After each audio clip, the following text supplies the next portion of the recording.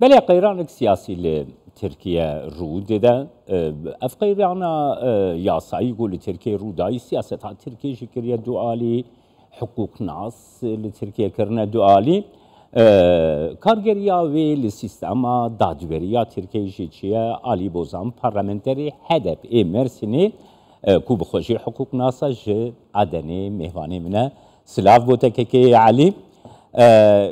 که علی يعني نها اف بريارا دادگها بلند وكي كودتايكي وكي انقلابك حقوقيتي بنافكرن جبوتشي قرت شروف كرناوي جمرة وك السير ده بيجي مرحبا جورا از دکارم کردی برسوه بدم له او میجار کی تکنیکی جبو و از برسوه و ترکی بejim.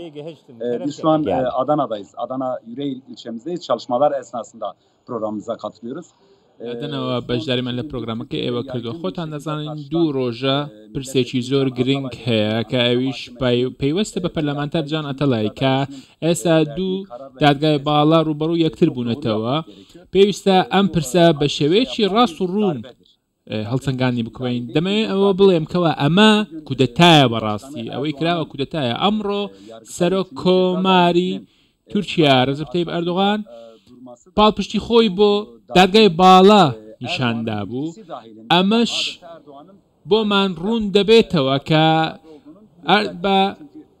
پێشنیازی ئەردۆغان ئەم بڕیارە لەلایەن دادگای باڵاوە دراوە چونکە خۆتان زان پێشتریش دادگای دەستوری لەلایەن دادگای باڵاوە بڕیارەکەی دادگای دەستوری لەلایەن دادگای باڵاوە بە نەبوو هەژمار کرابوو لە بڕی ئەوەی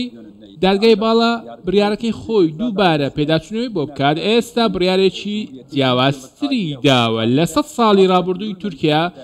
بە هیچ شێوەیەک ڕووداوێکی لەم جۆرە نەبووە هەڵساوە بە تۆمارکردنی سکاڵا لە دژی ئەندامانی دادگای دەستوری و هەروەها داوای لە پەرلەمان کردووە کە جان ئەتەڵای لە پەرلەمانتاری دوور بخرێتەوە ئێستا ئەردۆغان خاوەندرایەتی ئەم هەڵوێستە دەکات و پشتگیری لەم هەڵوێستە دەکات ئەمە بێگومان کودەتایە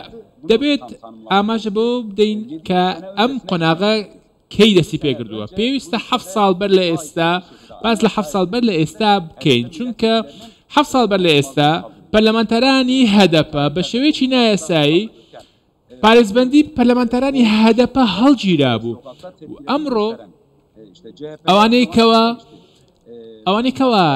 ئێستا کاردانەوەیان بەرامبەر بە بڕیارەکەی دادگای باڵا پیشانداوە 7 ساڵ بەر لە ئێستا کاتێک پەرلەمانتەرانی هەدەپە ڕوبەڕووی دادگا بوونەتەوە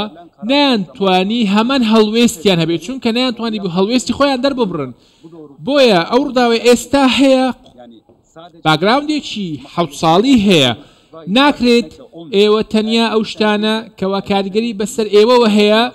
ناڕازایەتی دەرببڕن پێویست بوو 7 ساڵ بەر لە ئێستا بە ئامان شێوە قسە بکەن لەبارەی ئەو بڕیارەی کەوە پارێزبەندی پەرلەمانتەرانی هەدەپە هەڵگیرا بوو بەس کەکی عالی دخوازم vەیەکەیشی بێژم یعنی لە وڵاتین دموکراتیک یعنی حقوق لەسەر سیاسەتەیە یعنی سازیە حقوقی بخوا کۆنترۆڵا دەسەلاتێتکەی مدیا لسر دستلاتیه یعنی کنترل دستلاتیه که اونا وکی نونریتیا جواتنا نونریتیا ملتنا اونا لیل ترکیه خویا سیاست مدار او بخود بریاره لسر حقوق دین هری داویجی سر حکومت اردوغان دویجی کو بریارین دادگاه بلند راستن یعنی آنگوی یارگتای راستن و دادگاه دستوری غلطه گلو سیاست لسر حقوق ترکیه بریار ده یان حقوق لسر سیاستی بریارده ده کرم که علی بەڵێ لە تورکیا ماوەیەکە و چەندین ساڵە ئەمە ئاماژەمان بۆ کردووە کەوە شتێک نییە بە ناوی یاسا و ماف لە تورکیا ئەم بڕیارەی کۆتایی دادگای باڵا بووەتە هۆی ئەوەی کەوا قسەی ئێمە بەڕاست دەربچێت ئەم بڕیارە لەلایەن ئەردوغانەوە دەرکراوە لەلایەن دادگای باڵاوە دەرنەکراوە ئێستا هیچ دادگایەک نییە بتوانێت دژی دەسەڵات بڕیارێک دەربکات دادگای دەستوری بوێرانە بڕیارێکی دەرکردبوو لەبارەی جان ئەتەڵای بەڵام لە بەرامبەر ئەمەدا دادگای باڵا هەڵساوە بە هەڵوێستێکی نابەجێ چونکە ماوەیەکی زۆرە چەندین ساڵە لە تورکیا شتێک بە ناوی یاسا و دادپەروەریەوە نەماوە و ئەمڕۆ دادگای باڵا دەتوانێت بڕیارێکی لەو جۆرە بدات. ئەم بڕیارە بڕیاری دادوەران نییە، بەڵکو بڕیاری ئەردۆغانە، واتە لە کۆشک و کاتێک ئەردۆغان لە کۆشک لەگەڵ ڕاوێژکارەکانی کۆبووەتەوە بێگومان ئەم بڕیارە هەر لەوێوە دەرکراوە. خۆتان دەزانن لە نێو ئاک پارتی ژمارەیەک پەرلەمانتار و کەسایەتی دیاری نێو ئاک پارتیش تەنانەت ئەوان رەخنەیان لەم بڕیارە گرت و ئاماژەیان بۆ کرد کە پێویستە ڕێخستنەوەیەکی باش بکرێت بۆ یاسا و دادگاکان. واتە لە نێو ئاک پارتی کەسانێک هەن کە دژی ئەم بڕیارن. لە کوتارەکەیدا ئەردۆغان تەنانەت ڕەخنەی لەو کەسانش گرت کە لە نێو پارتی خۆیدان و پێیانی ڕاگەیاند کە پێویستە ناڕەزایەتی بەرامبەر بە بڕیارەکەی دادگای باڵا دەرنەببڕن، بۆیە پاڵپشتی خۆی بۆ دادگای باڵا پیشاندا. واتە ئەمە بڕیارێکی سیاسی و لایەن ئەردوغانەوە دراوە. کەکی عەلی هەروەها دخوازم بزانبم یانی نها ئەv biryara dadgeha bilind biryara yargıtayê yanî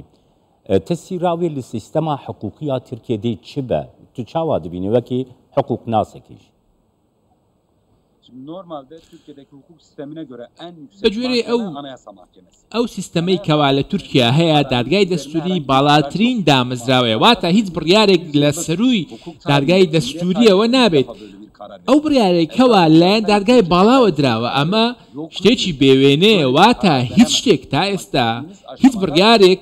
li hiç qonaqêkî ciyawazî Komarê Tirkiyeyê de ştêkî wa nebûye. Ew biryarê keva dadgayê bala داوێتی ئەمە هیچ پێناسەیەک لە خۆی هەڵناگرێت و هیچ کاریگەریەکی نابێ. ئێستا پرسەکە بۆ پەرلەمانی تورکیا گواستراوەتەوە. خۆتان دەزانن سەرۆکی پەرلەمان ئێستا سەر بە ئاک پارتیە و نوعمان کورتڵمشە. نوعمان کورتڵمش سەرۆکی پەرلەمانە و پێویستە هەڵوێستی خۆی لە بەرامبەر ئەم بڕیارە پیشان بدات. واتە نووسراوێک ئەو نووسراوەی کەوە داوا کراوە جان ئەتەڵای لە پەرلەمانتاری دوور بخێتەوە پێویستە نوعمان کورتڵمش هەڵوێستی هەبێت و ئەم نووسراوە نەخوێنێتەوە و نەیڵێت جان ئەتەڵای لە پەرلەمانتاری دوور بخرێتەوە. دوجار پێویستە سکاڵا لە دادگای ئەوروپادا سکاڵا یاسایی تۆمار بکرێت. واتە بە شێوەیەکی گشتی پەرلەمانی تورکیا ئێستا ڕۆڵی سەرەکی هەیە و هەر کەسێک لە پەرلەمانتارانی نێو پەرلەمانی تورکیا ئەگەر بێت و دژی ئەم بڕیارەن پێویستە هەڵوێستی خۆیان دەرببڕن و پێکەوە هاودەنگی نیشان بدەن بۆ ئەوەی لە دژی ئەم بڕیارە بوەستنەوە. نوعمان کورتڵمشیش بێگومان ڕۆڵی سەرەکی هەیە و پێویستە دژی ئەم بڕیارە بوەستێتەوە. بەڵێ